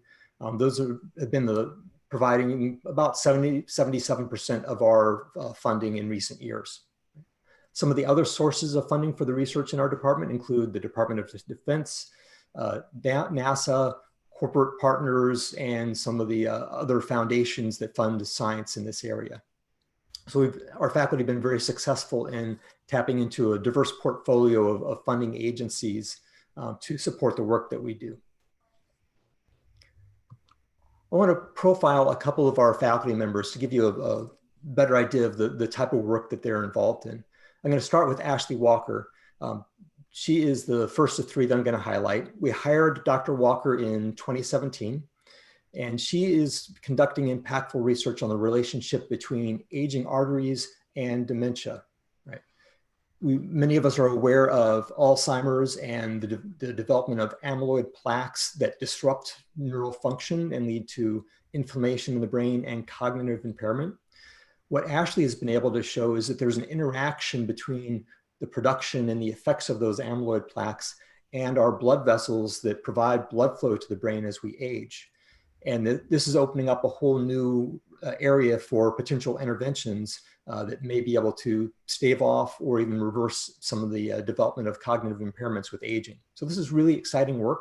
It's work that she's doing in rodent models. and where she can follow the aging process over a matter of weeks instead of having to follow it in human subjects over a matter of decades. So even though we only hired her in fall of 2017, she's already received a $2.2 million grant from NIH to pursue this line of research. And she's also been able to support some of her work through private donations and foundations to kind of get her research program up and running over the last 3 years. The next faculty member I want to highlight is Andy Lovering. He's our Fulbright scholar, and Andy will go anywhere to study humans under stress. His projects look at why individuals become rapidly ill when they go to high altitude. So we can think about military deployments in foreign countries. He studies how elite breath hold divers adapt to the challenges of their sport. He explores the consequences of long-term space flight. And he's also helping cardiac surgeons see the impact of the heart defect repairs that they do. So Andy is able to take his understanding of respiratory physiology and how the respiratory and cardiovascular systems are affected by changes in pressure, changes in oxygen levels, and use that to really push forward the frontiers of understanding in a whole bunch of different venues like this. Next, in a video clip, I'm going to share with you part of Chris Minson's research story and that of one of his recent graduate students. And they're going to talk about how they use our environmental chamber to use heat stress to improve human performance in elite athletes and also to potentially improve cardiovascular health in the rest of us. We've used the chamber for a number of different things. One area that I've been really fascinated with is how we can use environmental stressors to get people better prepared for competition. If an athlete's going to go and perform in a very hot environment or in a very cold environment or a higher elevation environment, we can prepare them by having them in those environments during some additional training. So an example of this is by heat acclimating athletes under a certain protocol, we are actually then able to improve their performance even in a cooler environment. So we can prepare them for a hot environment, but if it's not as hot as expected, they're still going to do actually better than they would do if they hadn't had that heat acclimation in the first place. You know, one of the core missions of our department and of the university as a whole is to engage students, both undergraduates and graduates in research. And to me, that's one of the most exciting components of what we do. My name is Vienna Brunt. I'm a fifth-year graduate student at the University of Oregon. We increase the expression of what we call heat shock proteins, and these proteins can have effects throughout your whole body. They'll upregulate various molecular pathways that all can improve our cardiovascular health. In addition to that, we have an increase in heart rate, an increase in blood flow throughout the body, both of which are very similar to what we see with a bout of exercise. So we're also getting those same benefits of exercise on the blood vessels in that regard. So we received a major grant from NIH to directly compare the benefits of heat therapy, as Vienna was just describing, versus traditional endurance exercise in reducing blood pressure. So yes, someday you might be able to choose between exercising each day or sitting in a hot tub in order to stay healthy and keep your blood vessels at their optimum. All right. So where is all this exciting research happening? We have 14 research labs and 4 teaching labs that are located in 8 buildings dispersed across campus. That makes it a little bit harder for us to share equipment, and sometimes we miss out on some of those coffee chats that could lead to really good collaborations within our department. But we've been able to really make the best of the facilities that we have. And we have a really exciting new facility that's going into the Hayward Field expansion. I'm going to show you a brief video and introduce Mike Hahn, who's with us today, to tell you a little bit about what we're going to be doing trackside. The Bowerman Sports Science Clinic is one major piece of our overall training environment here. 2/3 of your body mass is above your hips, and then you're running on one of your legs at a time. And so that's pretty critical to get it right, and most people don't. A lot of what happens at foot-ground contact is due to what you've set up ahead of time in the hips. My name is Elise Wright. I'm a research assistant here at the Bowerman Sports Science Clinic, overseeing running the physiology testing we conduct. It really helps us provide coaches and athletes alike very specific values, just a more realistic understanding of where they really are in their training. I did a body scan. Then I also did an aerobic threshold test, and then finally a VO2 max test. We take the research done by faculty here at the university and translate it into practical purposes for athletes, for coaches, for physical therapists, other clinicians that are in the area. And on the biomechanics side, we basically are analyzing the body as a mechanical system, more of an engineering perspective. And on the physiology side, we're analyzing the body's ability to perform under stress or under endurance capacity, and looking at how the body metabolizes its energy. Or where does their lactate ions accumulation in the blood happen so quickly that they can't metabolize it away. For anyone who's really, serious about performance, whatever that performance level is, there are some great resources there. There is a better way to train, and a smarter way, and more effective way. We're getting contacts from people in Kenya, of all places, asking for help. And our first thought is, you don't need any help. You're doing quite well. So for the new labs in Hayward, we're going to be working adjacent to our outstanding track and field program. If you can look at the image here, this is from inside the new Hayward field, and there's a large garage door with this absolutely beautiful mural on it, which we can raise up to basically get rid of the wall between athletics and academics. We're going to be able to have athletes running right through this training zone directly into Mike's research lab so that he can look at study their motion and analyze their gait. In addition, we're also putting in a brand new environmental chamber in addition to the state-of-the-art biomechanical analysis area, where we'll be able to work directly with athletes and help them prepare for competition in extreme environments. In fact, here we got a picture of Jessica Hull training in our older environmental chamber in Esslinger, on her way to placing second in the NCAA 1500. She graduated with her degree in human physiology, and she is now running as a professional runner. So in short, Hayward Field is going to be where science meets athletics. Once top researchers like Mike Hahn and Chris Minson move into this space, it's going to create opportunities for us to really double down on this human performance sweet spot here at the university. And we'll be able to redevelop some of the labs in Esslinger to hopefully recruit more faculty into this area. Now, we're a really collaborative department in that we have partners in educational mission, in our research mission, and in the application of science to real world problems. Some of our clinical research partners include Peace Health and Slocum Orthopedics. On the research side, we partnered with OHSU, with the Knight campus. On the educational side, we partnered with the Institute of Neuroscience and the new neuroscience major. We work closely with folks in the science library system, and we're working on educational initiatives with the sport product management, sport product design programs, and have started to highlight some of our application interactions with intercollegiate athletics. So gone through a lot of information in a short period of time to share you just some of the excitement we have for our program and where things are going. I thank you for your attention. I'd be happy to answer your questions. Like I said, that's very exciting. Comments, questions? I'm personally a little curious. In the old days, there was a geriatric program that we had. It seems like, again, you've got the continuum happening here, and that you've got elite to us non-elite. That would be really interesting.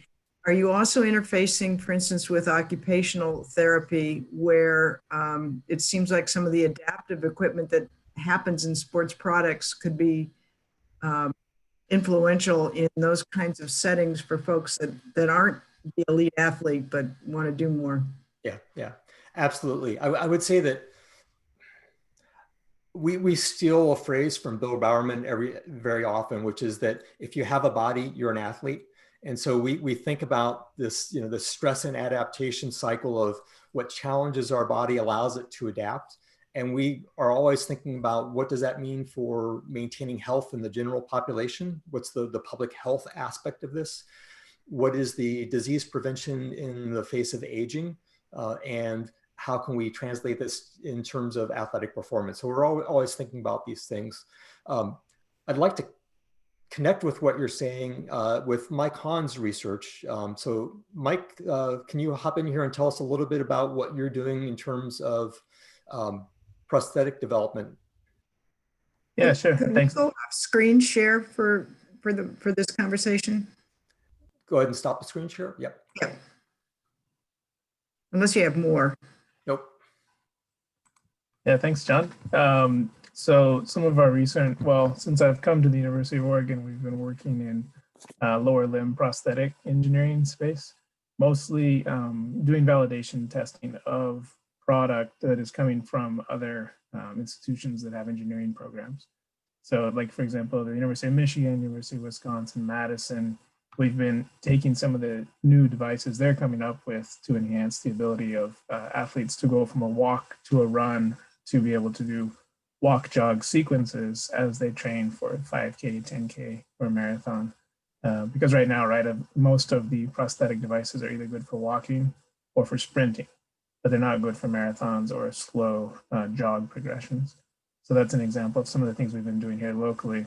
We're really excited about the bioengineering program starting up in Knight campus because there's some very natural collaborations there to enhance sensor integration with some of the more mechanical engineering perspectives that we can bring.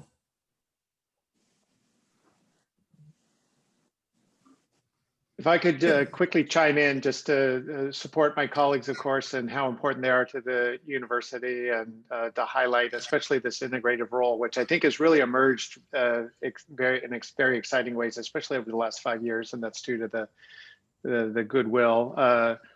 You should know that Mike was early on with me, actually, right after the Knight campus time to create the bioengineering degree. Bob Goldberg was a bit busy getting all the rest of the Knight campus stuff rolling.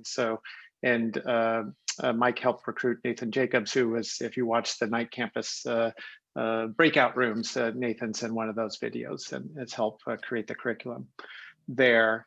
But just building on Generva's comment and John's response to it, you're going to be hearing over the next couple of months more about sports and wellness. I think that's part of my plan anyways. We have many different components that are going on campus. And I think it's really important to, we can get tied up, especially as an elite athletic institution, on the human performance, like at the elite level. But it's also important to remember that Bill Bowerman brought jogging to the United States as an important health component. And I think in my own scientific research, really coming to grips with the fact that we're all physical beings and that we need to engage in this work. And I think society is obviously calling out to us to help it do this work better. So when you hear the word sports, I hope that you have a more European view of what that means rather than this American professionalized view of it. And that is that everybody engages in physical activity at some level. And so I think that the University of Oregon, with human physiology as one of the leaders, is extremely well positioned to look at this from all different angles, from business to products to the actual science underlying all of this work. And it's an exciting frontier. And again, one that's really important for our engagement in the rest of the world. That'd be exciting to see us move on or continue to branch out and triple the program with swimming and some of the other things. I see two questions, Joe Gagnoi, then Mary Wilcox. Yeah, thank you. Great presentation. Look forward to seeing your new facility at the new Hayward. Question, was fascinated by the number of women in your program. What do you attribute this high rate of women in human physiology in your STEM program versus others? Yeah, that's a really great question. I would like to say that some of it does have to do with our inclusive approach to education. We focus very much in these larger classrooms about making it a cooperative learning environment with a lot of group activities where everybody is trying to help their peers get better and learn the material versus allowing it to become a competitive environment. And when you're dealing with pre-medical students, that can be a real challenge. So it takes a focused effort to create that culture and support it. Also, I think that because so many of our students have career aspirations that are in the healthcare fields, it does set us apart a little bit from many of the other STEM fields where folks who can see themselves in this future caregiving role or healthcare role, that tends to appeal more to women students versus mathematics or engineering might. So I think that that's part of it. But we've been working hard to try and bring our faculty numbers to really reflect what we have in our student body. Right now, we have 40% of our tenure track faculty are women. But if you look at our ranks in the assistant and associate professor level, where we've done hiring over the last decade, it's more than half women. And so once me and Chris Minson and a few people age out and retire, we're really going to be a majority women faculty. Great, thank you. Yeah, I'll just chime in and say that this is generally in the life sciences. So biology is now majority women also as majors. And so just from the general picture, from the STEM standpoint, the faculty frequently get together and work on how to continue to make all of the different departments inclusive, but also relevant. So I do think that this is a trend. It's a historical national trend, and we will keep seeing this in many different fields that are going to become majority women. Great, thank you. If you also are looking for community volunteers to study running, I'm an old guy looking to run better, so sign us up. Great. And approaching geriatric. Mary? Thank you. First of all, fabulous presentation, and I'm really, really excited about what you guys are doing. Actually, I have two questions. One, and it might be more appropriate for Mike, is I'm really intrigued by biomechanics and the study of biomechanics. And I'm wondering if either of you are starting to see more traditional medical school curriculum starting to embrace the concept of biomechanics, because when one goes to a traditional orthopedic doctor, whatever, they haven't incorporated biomechanics nearly into the treatment and clinical array of toolboxes that I would love to see. That's one question. And the other is, I see that such a significant portion of your funding is through grants, through NIH, et cetera. Are you starting to see corporate sponsorships and private contributors who are really making an impact with what you're doing? I'll let Mike handle the biomechanics side first, and then I can jump in on the rest. Yeah, thanks. That's a great question, Mary. So I think biomechanics as a discipline, we've been saying for a while that our science is really important, of course, but recently, yeah, it has become integral to very many aspects of medicine. I think specifically with the blend of biomedical engineering that's coming from more the traditional engineering backgrounds, where you're seeing tissue engineering that occurs at the bony tissue level or at the muscular level for regenerative medicine with what Bob Goldberg and Guillaume have been doing. But then all the way translated to physical therapy, where just to stretch out the overly tight soft tissue after surgery is critical. So if you have orthopedic surgeons who know about biomechanics, of course, that's important. But now the cardiovascular surgeon needs to know about it as well. So it's becoming a full encompassing everything that you could imagine of physics in the body is becoming important for medical care. And that's what we think biomechanics really is. So yes, I think I'm glad you appreciate it. And I hope everyone else on the call does as well. Real quick, John, with regard to the corporate aspects, we have been doing things for a while now about validation of product for corporate partners. But recently, it's been a little bit more like mutual development opportunities that are coming in. For example, I'm in negotiations right now with Casio, a company out of Japan, to co-develop new ways to analyze data coming from their sensors. So they don't just make watches, they make pretty high-end sensors as well that we think we'll be able to use in our research and have a great impact on athletic development. And that's an opportunity for the university to maybe even co-develop new IP together. Yeah, to kind of build on what Mike said, in terms of medical school education, we know that there's a huge gap in that most medical schools have roughly a 1 hour lecture on physical activity and exercise. So most physicians are completely unprepared to have discussions about the role of physical activity or to provide guidance on it to their patients. Much of what we do in our undergraduate major is to try and help our students before they get to medical school understand and appreciate that role of physical activity and how to think about it, how to talk about it, and what is its impact on health and wellness. So we're trying to preload them with that information, because I look at our undergrad students as the people who are going to be taking care of all of us as we age. And so I want them to get it right. In terms of the funding question, when we can link our research to broad areas of public health, clinical practice, that's when we are at our strongest in getting funding from NIH. The basic science that underlies all that, we can get funded through NIH. We've really been building out our portfolio of private funding to fill in areas that have been traditionally difficult to fund through federal programs.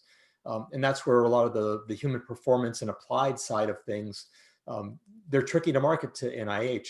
But we've had, I'd say, a strong growing interest in private funding for those initiatives over the last 4 or 5 years. Laura Lee? So, John, you have a relatively small department, but you pack a punch. You're powerful. You make a big impact, not only in our educating our students on campus, but in the community, high profile in terms of working with our athletes, professional and our collegiate athletes. And because of the size of your department, pretty small in terms of, I think you said 14 tenure track faculty, we sort of forget that you're a well-oiled machine in terms of, efficient and robust and powerful. If you were to grow kind of strategically, couple of strategic hires, and obviously I don't approve any of this, I'm just curious, would you think about building on your strengths? You clearly have some very well-established areas of expertise among faculty.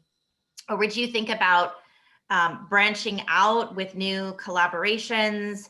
Would you think about tapping into new money, diversifying the portfolio of funding? Like, how are you thinking about growing in terms of strengthening your position and at the U of O, but nationally?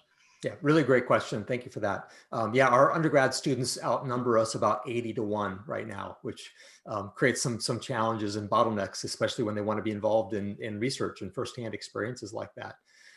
Some of the areas where part of our strategic plan where we want to build is this connection with sport and wellness and kind of building on our successes in that area.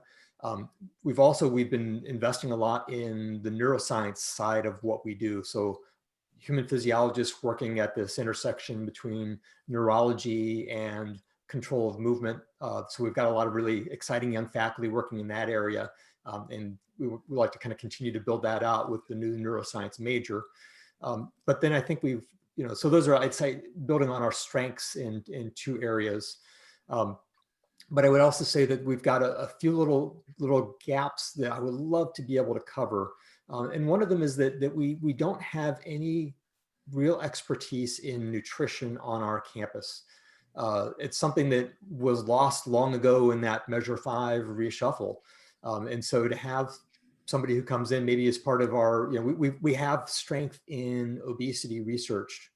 And so maybe to bringing in somebody who is more on the nutritional side of that to teach undergrad courses in human nutrition on a regular basis would be fantastic.